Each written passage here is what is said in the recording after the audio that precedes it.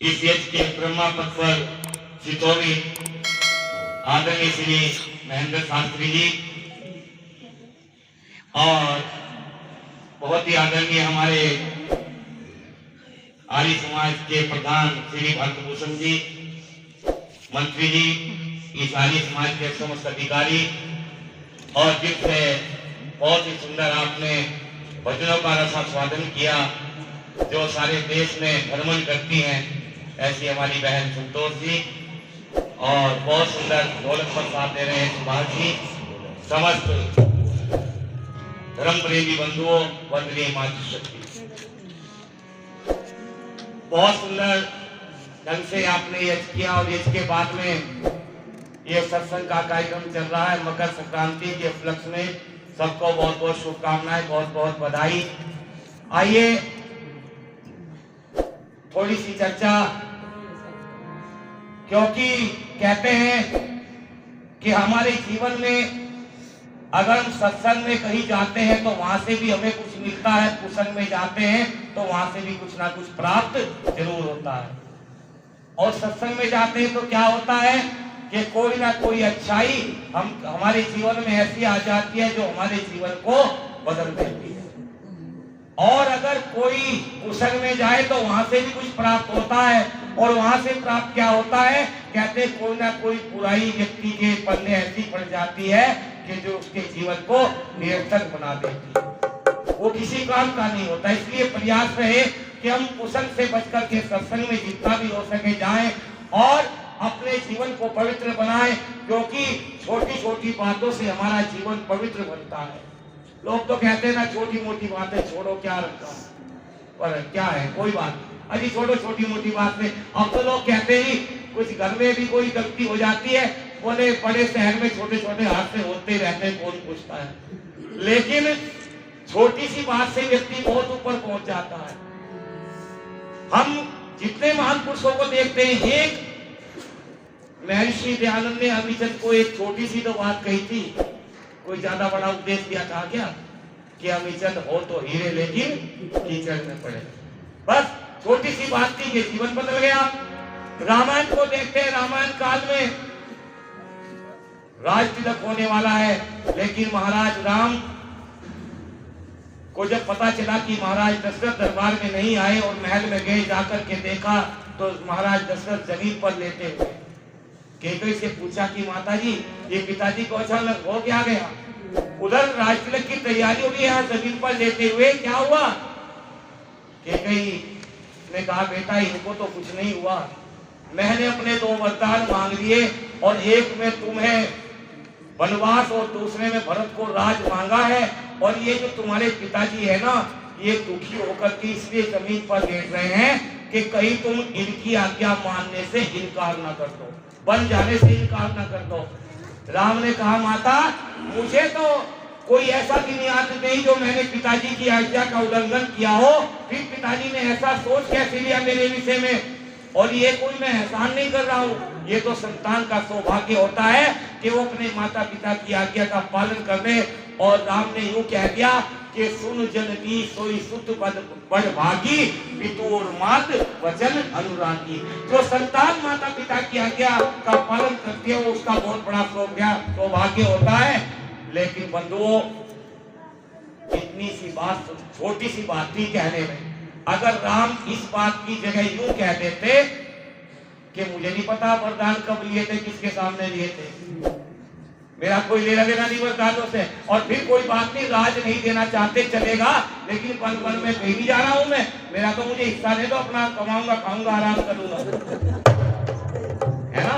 अगर राम ऐसा कह देते, और संभवतः ऐसा हो भी जाता, लेकिन अगर ऐसा राम कह देते, कहने में बात बड़ी छोटी सी थी, लेकिन इतनी सी बात के ऊपर आज हमारे किसी के भी घर में रामायण नहीं होती। एक छोटी सी बात में रामायण इतनी बड़ी लिखवा दी। राम ने कहा, मैं पिता की आज्ञा का पालन अवश्य करूंगा। आज तो हम बहुत राम राम करते हैं, लेकिन कहते हैं कि बचपन में बताया गया धर्म सत्य है, बचपन में बताया गया धर्म सत्य है, और जवानी में बताया अर्थ काम सत्य है। जब तक की अयोध्या से श्री राम चले गए, तब लोगों ने बताया राम नाम सत्य है। जब शरीर के अंदर कुछ रहता नहीं।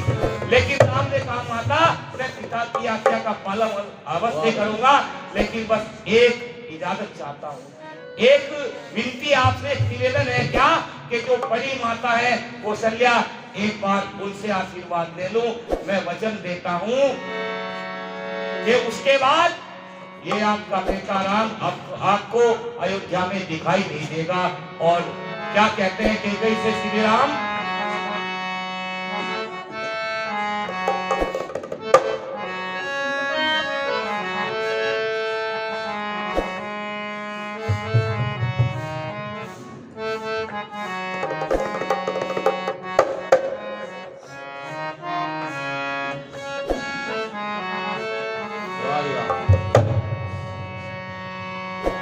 माती कौशल्या से जाकर मैं विदाई ले लूं।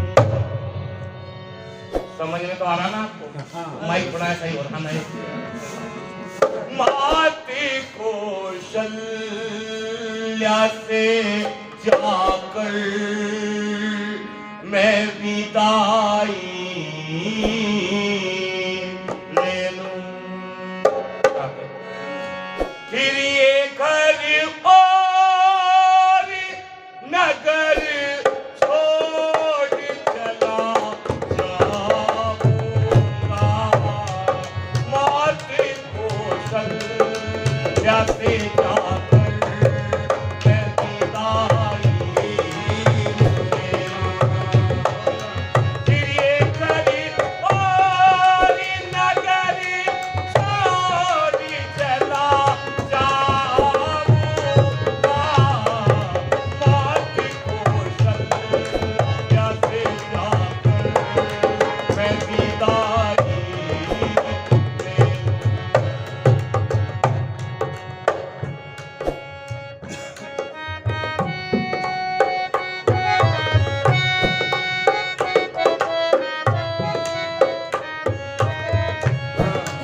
मुझको बचाने का जो आपने आदेश दिया, मुझको बचाने का जो आपने आदेश दिया, और मेरे पूज्य पिताजी ने जो निर्देश दिया, और मेरे पूज्य पिताजी ने जो निर्देश दिया, पुत्र के नाते वो कर्तव्य मैं निभाऊंगा।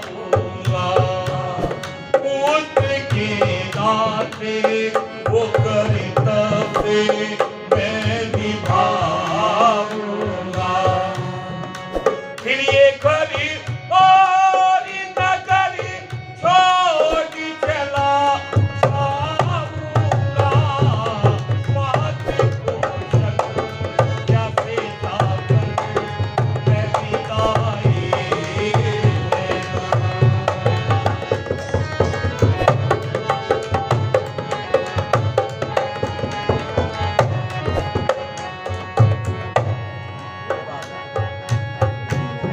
भरत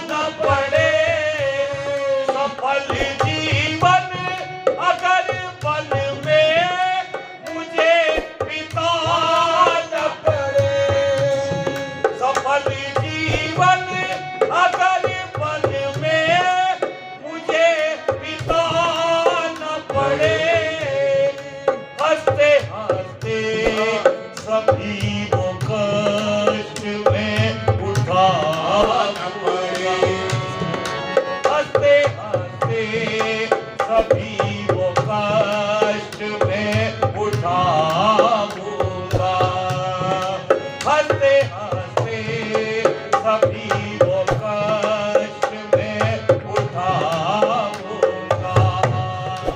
फिर ये खरी और नगर छोड़ चला जाऊंगा। मौत को कैसे जाकर मैं विदाई दूंगा।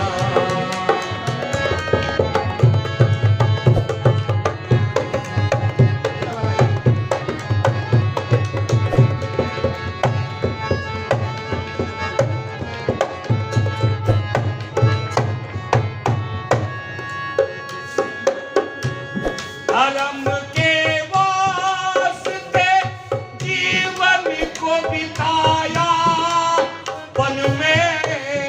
धर्म के वास्ते जीवन को बिताया वन में।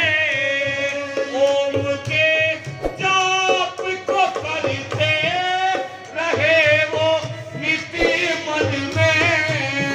ओम के जाप को करते रहे वो नित्य मन में। नित्य सर्वेश के नरेश